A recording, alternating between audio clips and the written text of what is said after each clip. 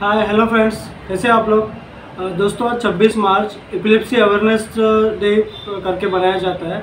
तो आइए आज जानते हैं एपिलेप्सी के बारे में डिटेल्स में। तो उसके पहले वीडियो चालू करने से पहले आप अपना चैनल अभी तक सब्सक्राइब नहीं किया है तो सब्सक्राइब कीजिए। उसके बाजू में दिए गए बेल आइकन को क्लिक कीजिए, जिसकी वजह से आपको आगे के वीडियो के नोटिफिकेशंस मिलते रहेंगे। तो चलिए फिर आज का वीडियो शुरू करते हैं।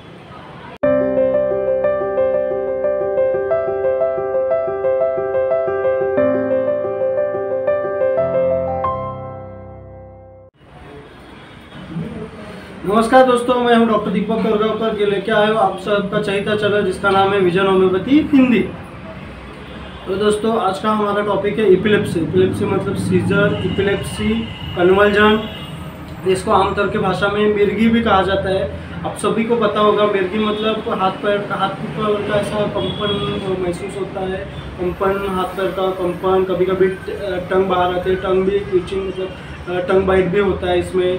आंखें घुमाता है जो पर्सन, आंखें आईबॉल्स रोलिंग होते हैं, ऐसे सिम्टम्स देखने मिलते हैं।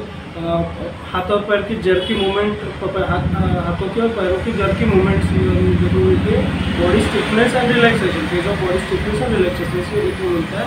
ये नॉर्मल आमतौर पे ये सिम्टम्स रहते हैं मिर्गी के मतलब एपिलेप्सी।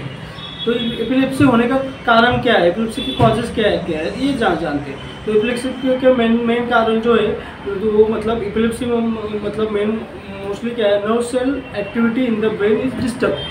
नर्व सेल जो ब्रेन के अंदर जो एक्टिविटी है वो डिस्टर्ब होती है, तो उसकी वजह से कन्वर्जन आता है, एपिलेप्सी आती है या मिर्गी आती है हम बोल सकते हैं। उसमें कॉजेशन में जो फर्स्ट आता है genetic disorder, any genetic disorder can be lead into the conversion. Brain injury, हमारे ब्रेन को कोई इंजरी हो जाए, कोई एक्सीडेंट हो जाए, हेड को इंजरी हो जाए, हेड इंजरी हो जाए तो कन्वर्जन आने के चांसेस रहते हैं।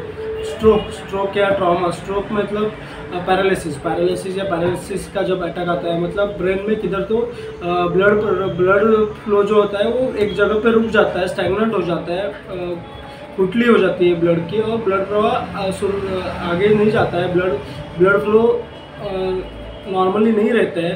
तो उसकी वजह से भी कन्वर्जन का अटैक आ सकता है।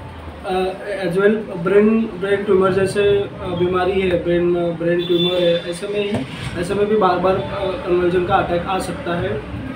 डेवलपमेंटल डिसऑर्डर्स है, बच्चों में डेवलपमेंटल डिसऑर्डर्स में कन्वर्जन आ सकता है। ड्रग अब्यूज़ पर्सन है, अल्कोहलिक पेशेंट है, इनमें कन्वर्जन आने के प्रमाण ज़्यादा हो सकते हैं, ड्रग अब्यूज़।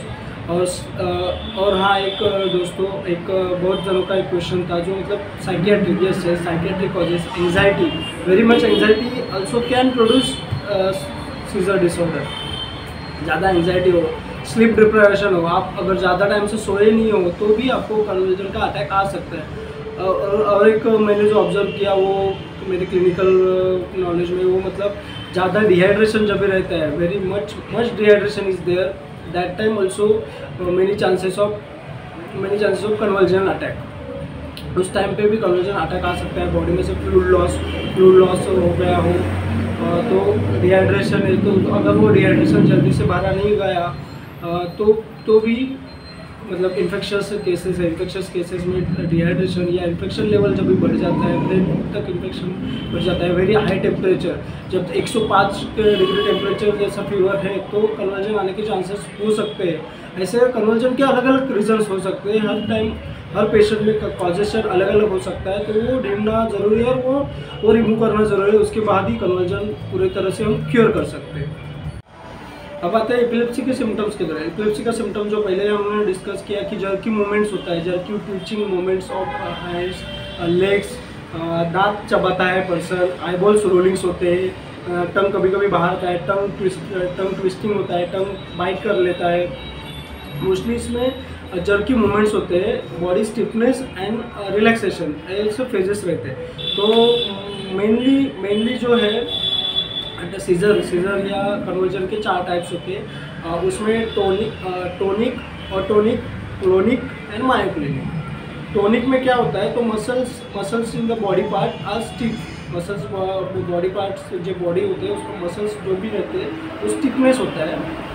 सेकंड फेज हो जो अटोनिक, मतलब टोन नहीं रहता, अटोनिक नाम से ही है, टोनिक मतलब स्टिफनेस रहता है। अटोनिक में क्या होता है, body parts muscle parts of the body और रिलैक्स, वेरी रिलैक्सेशन, बहुत रिलैक्स होता है।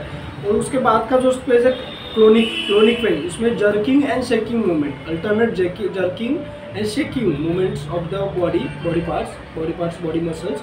एंड लास्ट जो है मायोक्लोनिक मतलब शॉर्ट जर्क्स, धीरे से जर्क्स होते हैं, jerks parts of the body, any parts of the body में छोटा सा जर्क्स, आपको ऐसा धक्का लगता है, ऐसा छोटा jerky movement in the body देखने मिलता है।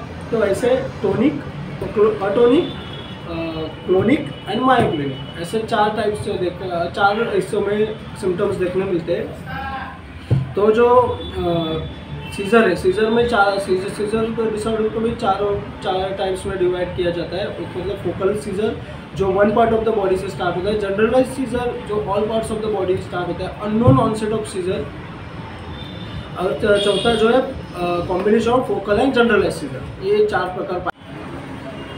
अब आते हैं डायग्नोसिस की तरफ। डायग्नोसिस मोस्टली ये डिसीज सेल्फ डायग्नोसिबल है। मोस्टली ये पाया जाता है बच्चों में, छोटे बच्चों में, 1 से 10 साल के बच्चों में, या तो 60 अबोव एज पर्सन में पाया जाता है। 10 में से एक पर्सन को कन्वर्जन पाया जाता है। जो एक्टिव केसेस है जो वो 25-26 में 1 पर्सन, मतलब 100 में 4 एक्टिव केसेस ऑफ कन्वर्जन पाए जाते हैं। डायग्नोसिस जो मैंने बताया सेल्फ डायग्नोसिबल मोस्टली है, क्लिनिकल सिम्टम से भी डायग्नोस किया जाता है। फिर भी उसको कंफर्म करने के लिए बहुत सारे टेस्ट किए जाते हैं। पहला मेन इंपॉर्टेंट टेस्ट मतलब EEG। सेकंड जो आता है CT scan of the brain, CT brain, MRI brain. इससे कंफर्मेटरी हो जाता है कि ये कन्वर्जन अटैक ही है। ये रिकरेंट अटैक्स भी होता है, रिकरेंट पाए जाते हैं। अगर मेडिकेशन रेगुलरली ले तो रिकरेंस का चांसेस बहुत ही लो रहता है। तो उसके बाद ट्रिगर फैक्टर कौन से आइए जानते हैं। ट्रिगर फैक्टर्स में मेन जो है वो मैंने जो अभी बताया, नॉट टेकिंग रेगुलर मेडिकेशन।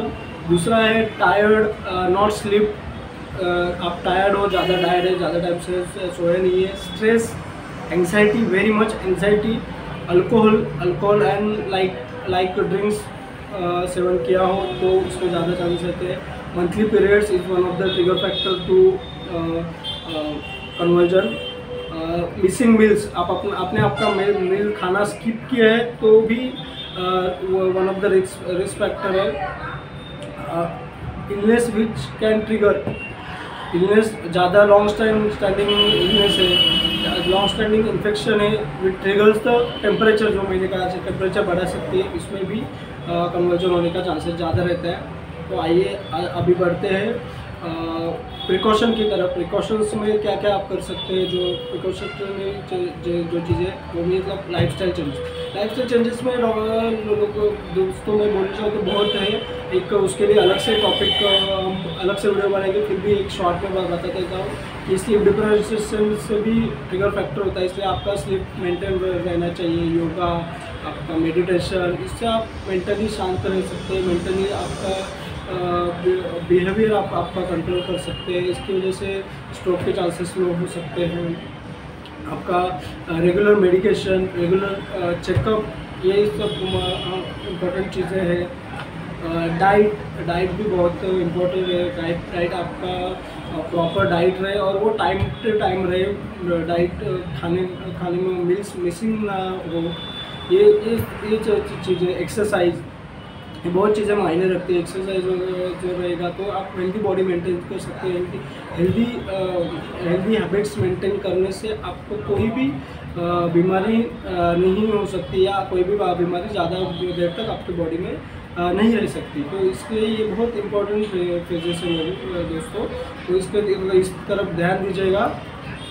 तो अभी आते हैं ट्रीटमेंट की तरफ। तो ट्रीटमेंट में क्या आता है। ट्रीटमेंट में मोस्ट इम्पॉर्टेंट मेन मतलब एंटी एपिलेप्टिक मेडिसिन दिए जाते हैं। अगर कोई विटामिन डिफिशियंसी है तो वो विटामिन डिफिशियंसी भरनी चाहिए, वो विटामिन के सप्लीमेंट्स देना चाहिए। As well vitamin D is the best also used in the treatment of epilepsy.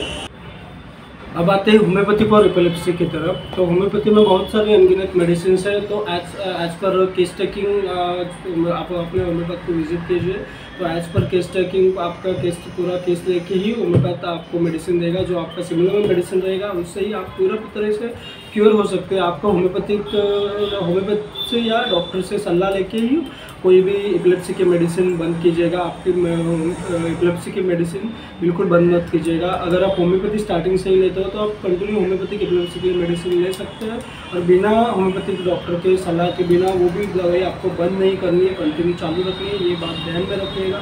तो जो मेडिसिन है एपिलेप्सी के लिए मोस्टली यूज होती है उसके नाम में अभी बता देता हूँ। तो मोस्टली जो यूज मेडिसिन है वो मतलब artemisia vulgaris, belladonna, bufo rana, cicuta virosa, chamomilla, conium maculatum, plumbum metallicum, cuprum metallicum, ऐसे जो मेडिसिन है वो बहुत से ऐसे मेडिसिन है जो कन्वर्जन में बहुत अच्छे से काम में आते हैं।